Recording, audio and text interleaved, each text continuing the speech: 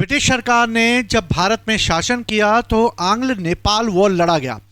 1816 में नेपालियों की पराजय हो गई और इस तरह नेपालियों से एक संधि साइन की गई जिसको सुगोली की संधि कहा जाता है।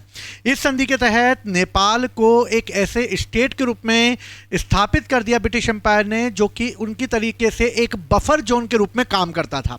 लेकिन नेपाल के कुछ हिस्से जो भारत में मिला लिए गए और इस तरीके से जो है नेपाल ने अभी वर्तमान में जब बालेन शाह की सरकार आई तो उसने ये कहा दिया कि भारत के कुछ हिस्सों पर उन्होंने भी कब्जा कर रखा है।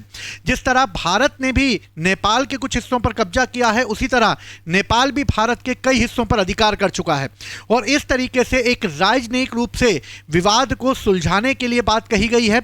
और इस तरह चीन और ब्रिटेन दोनों को यह चेताया गया है और यह समझाया गया है कि वो ये मध्यस्थता करें और इस तरह जो विवाद उत्पन्न हो रहा है भारत और नेपाल के बीच, इस विवाद को तत्काल समाप्त किया जाए। तो चलिए हम लोग देखते हैं कि क्या है यह विवाद। नेपाल के पीएम ने मोदी की जमीन पर किया कब्जा और चीन दे रहा है साथ। अगर बात की जाए तो नेपाल के 2 महीने पहले एक प्रधानमंत्री बने जिनका नाम था बालेन शाह।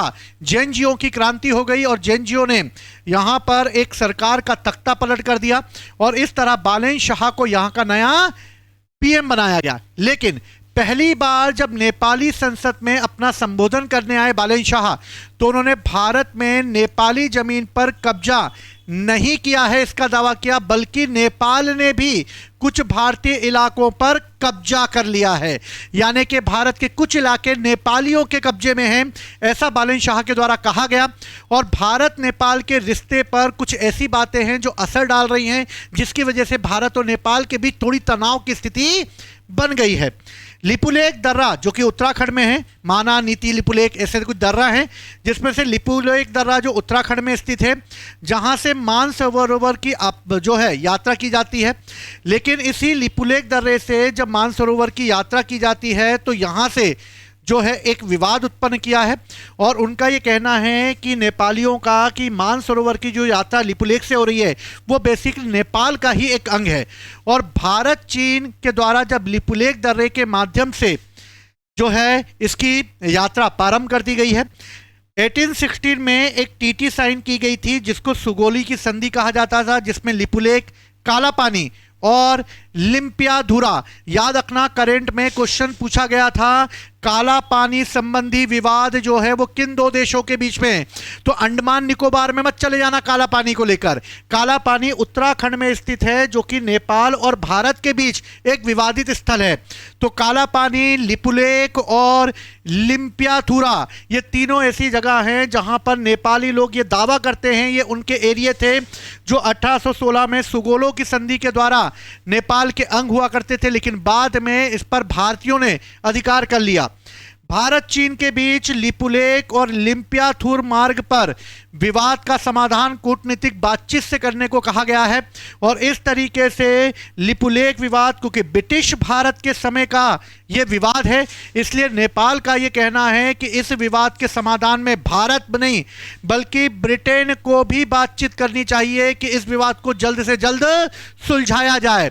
और इस विवाद को लेकर जो है दोनों के बीच स्थिति डामाडोल हो रही है क्योंकि नेपाल ये दावा करता है कि ये हिस्सा जो है उसका है, लेकिन भारत की सीमा जो है वो यहाँ से ऐसे जो है उत्तराखंड की ओर जाती है और उत्तराखंड में ही ये लिम्पियाथुर, काला पानी और लिपुलेख दर्रे बने हुए हैं।